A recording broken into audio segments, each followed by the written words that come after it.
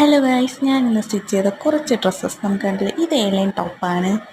ഇത് ഒരു പെറ്റിക്കോട്ട് മോഡലിൽ വന്നിട്ടുള്ളൊരു ഗൗണാണ്. ഇത് ക്രോപ്പ് ടോപ്പാണ്.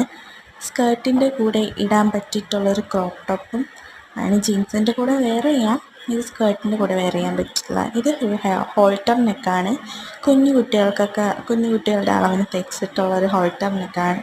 ഇത് വന്നിട്ട് ഫ്രില്ല് ഫ്രോക്കാണ്. ഞാൻ ഷോളിൽ തയ്ച്ചതാണ്. ലേസും കാര്യങ്ങളും അതിലുള്ളതായിരുന്നു. ഇതൊരു നെറ്റ് പീസിൽ ഞാൻ തയ്ച്ചതായിരുന്നു. ഇതൊരു ഫ്രോക്ക് പോലത്തെ തന്നെ.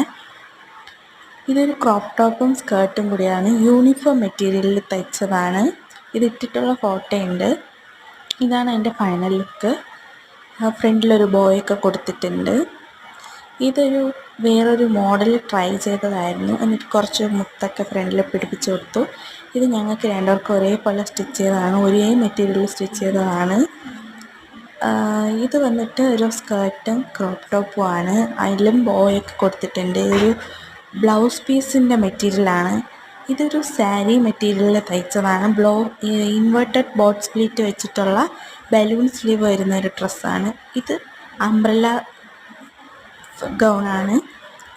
അംബ്രല്ല കൈയൊക്കെ വന്നിട്ടുള്ള ഇത് ഞാൻ സ്വീക്കൻസ് ഉള്ള സാരിയിൽ സ്റ്റിച്ച് ചെയ്ത ഗൗണാണ്.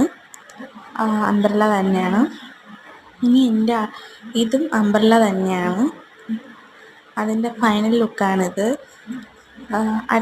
എനിക്കും എൻ്റെ അളവിന് തയ്ച്ച അംബ്രല്ലയാണ്. അപ്പോൾ നിങ്ങൾക്ക് ഇഷ്ടപ്പെട്ടെന്ന് വിചാരിക്കുന്നു. Bye bye.